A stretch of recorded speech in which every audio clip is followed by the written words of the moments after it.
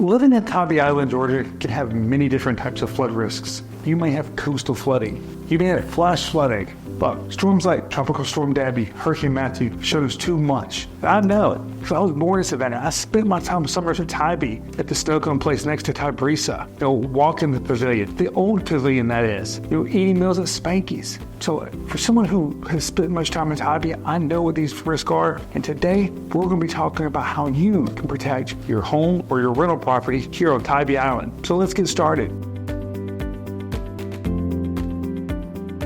Hi, I'm Chris, the Flood Insurance Guru, and more than 12 years ago, I bought a house in a high-risk flood zone in Georgia. I was told flood insurance premiums are going to be $3,000 when they should have been $300. And that's exactly why I've been helping Tybee Island, Georgia property owners just like yourself for the last 12 years to avoid the mistakes that I made when I bought this house. Today, we're talking about Tybee Island, Georgia flood insurance. Here we're talking about what are the flood insurance options, what are some of the flood risks, what do you need to know as a property owner on Tybee Island? And as I mentioned at the beginning of this video, I spent my summers as a kid at Tybee, so I know that flooding can happen fairly quickly, especially during king tides a few times a year. It doesn't take much to flood after high tide or afternoon thunderstorm where you've got puddles for days. But let's talk about, first of all, some of the flood risks on Tybee Island, Georgia. We're talking about, Bay Street.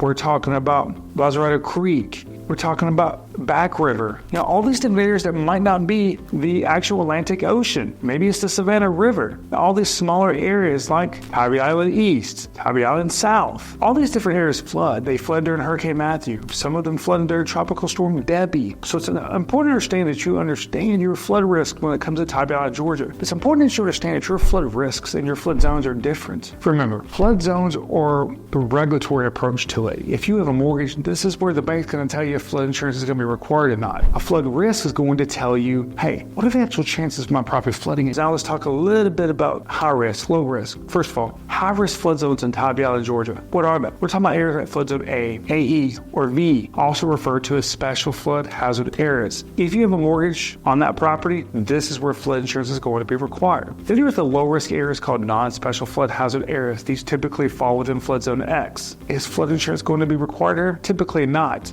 Not unless you've taken disaster assistance before or after one of these other flood events. Does this mean you don't need it? Absolutely not. During Hurricane Tybee, the Georgia Department of Emergency Management stated that almost 78% of the properties that were damaged did not have flood insurance because they were not required to have it. So just remember that flooding can happen at any time in Tybee Island, Georgia. It doesn't take a hurricane. It doesn't necessarily take a tropical storm. Parts of Savannah have shown us this. Now let's talk about what are your flood insurance options on Tybee Island, Georgia.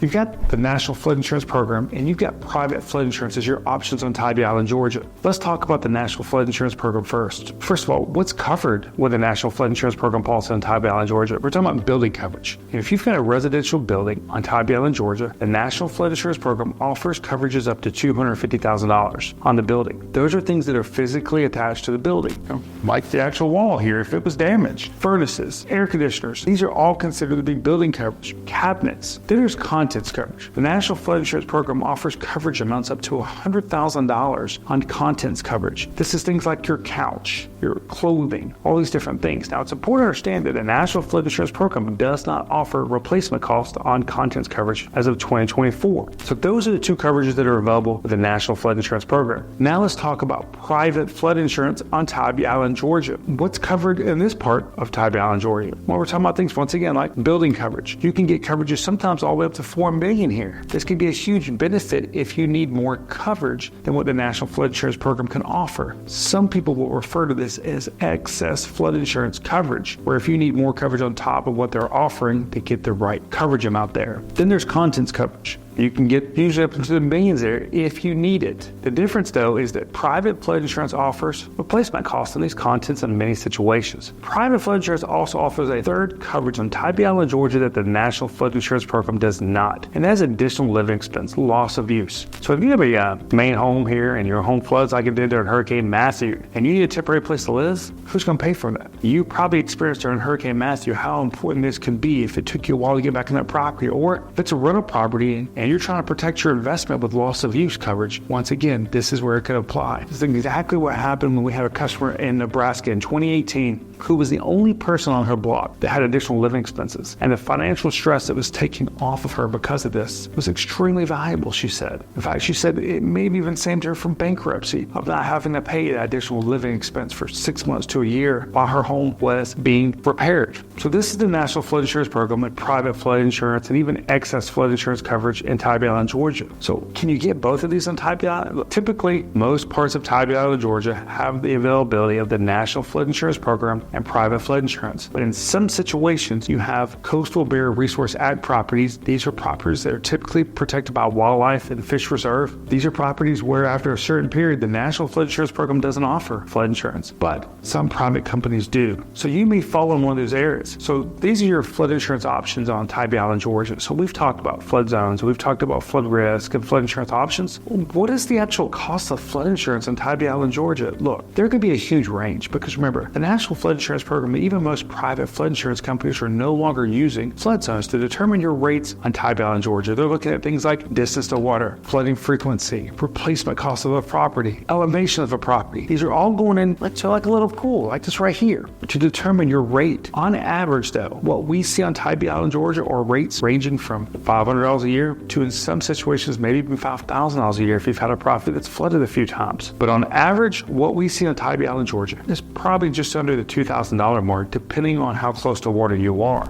So when it comes to flood insurance costs on Tybee Island, Georgia, you want to think about that. What can you do to control your cost? Well, first thing is maybe raising your bill, making sure that you've got the community rating system discount with the National Flood Insurance Program on Tybee Island on your policy. Looking at multiple private flood insurance options, not just one. You need to look at 2 or 3 because while flood insurance rates are the same with the National Flood Insurance Program across the board, each private company treats things differently on their rates. So you want to work with a flood insurance broker in Georgia that understands this. They understand the local risk. They can help you understand, hey, what's the actual risk here? What zone are you in? Could you change your flood zone? I know, because I changed my own flood zone in Georgia more than 10 years ago that really helped increase my property value. So that might be an option there for you as well. So that's our guide here on Tybee Island, Georgia flood insurance. My name's Chris, the Flood Insurance Guru, and I look forward to speaking to you in our next video. Remember, everybody is in a flood zone. Thank you.